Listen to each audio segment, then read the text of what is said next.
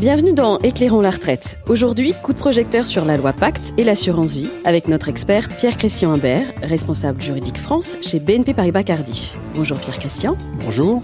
Rappelez-nous rapidement quels sont les enjeux de la loi Pacte et quels sont ses effets sur l'assurance vie. Alors, la loi Pacte, c'est pas une loi sur l'assurance vie, c'est une loi faite pour développer le financement de l'économie française et l'investissement à long terme.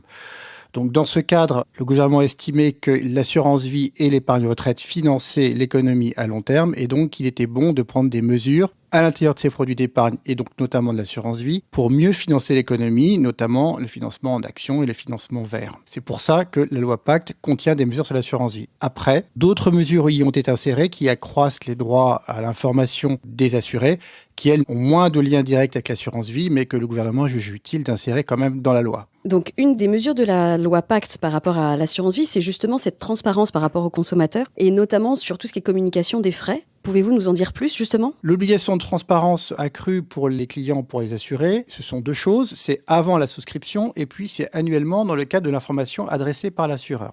Avant la souscription, c'est un affichage des performances brutes et nettes des supports. Ça, c'est un point nouveau. C'est un affichage des rétrocessions versées par les gérants des unités de compte à l'assureur et au réseau de distribution afin de rémunérer le travail qu'ils font. Donc, tout cela concourt à une meilleure information sur les frais prélevés et sur les performances avant frais des supports dans lesquels investissent nos assurés. Annuellement, c'est un accroissement des informations délivrées par l'assureur aux assurés. Donc, ce sont un peu les mêmes que celles qu'on donne avant la souscription, mais que l'on redonne tous les ans sur le support qu'il a effectivement choisi. Et enfin, c'est aussi, outre le taux servi sur le fonds en euros lorsque le client choisit d'y investir, une comparaison de ce taux servi avec le taux servi ou les taux servis sur les autres contrats de l'assureur, qu'ils soient ouverts à la vente ou fermés à la vente. Tous ces points concourent à une meilleure information de l'assuré et lui permettent de comparer son contrat avec d'autres contrats et de savoir s'il doit changer de support le cas échéant. Du coup, on a beaucoup entendu le terme de transférabilité. Qu'est-ce que ça veut dire transférabilité et comment ça se passe ? Alors, évidemment, l'assuré demandera un transfert s'il y voit un intérêt pour son épargne. Ça peut être le cas si le nouveau contrat a des supports mieux adaptés à son profil d'investisseur, peut-être qu'il n'en avait pas sur son précédent contrat, ou si son contrat est spécialement ancien, qu'il n'a pas de services financiers, comme par exemple l'écritage des plus-values ou des garanties planchers.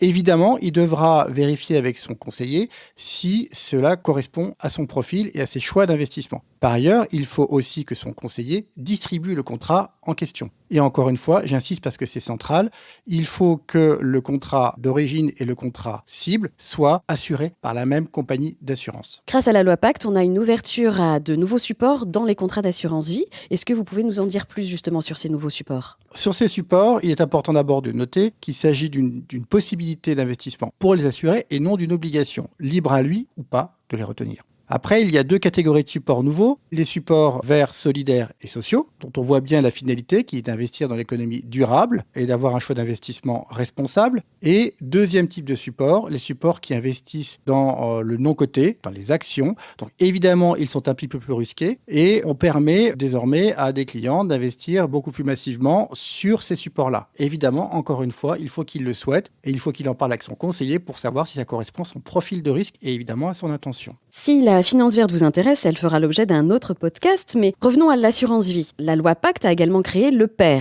donc le plan d'épargne retraite. Comment vont s'articuler le PER et l'assurance vie ? En fait, il s'agit de deux produits complémentaires. Donc, évidemment, on va choisir d'investir dans un plan d'épargne retraite dans l'objectif unique, et j'insiste quasi unique, de préparer sa retraite. C'est bien la finalité des plans d'épargne retraite. Et pour cela, il faut être prêt à mobiliser son épargne pour une durée très longue puisque les plans d'épargne retraite ne sont pas rachetables avant l'âge de départ à la retraite. Ça, c'est un point très important. Deuxième point, pour les plans d'épargne retraite, ils sont spécialement et surtout intéressants lorsqu'on est imposé à des tranches marginales d'imposition assez élevées. Pourquoi ? Parce qu'évidemment, on peut déduire les primes versées sur ces plans de son revenu.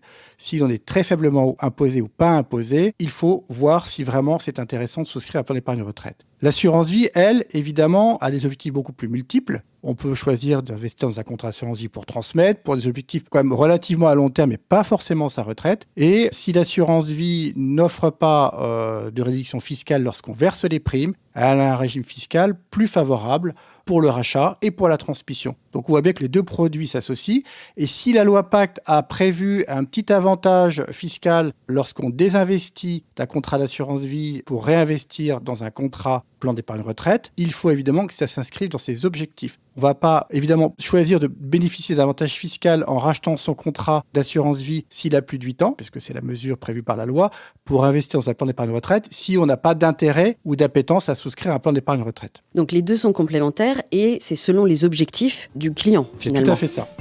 Merci Pierre-Christian d'avoir pris la parole sur la loi Pacte et l'assurance vie. Et merci à vous de nous avoir suivis. N'hésitez pas à nous laisser des étoiles, des commentaires et à partager ce podcast. À bientôt pour un nouvel épisode d'Éclairant la retraite.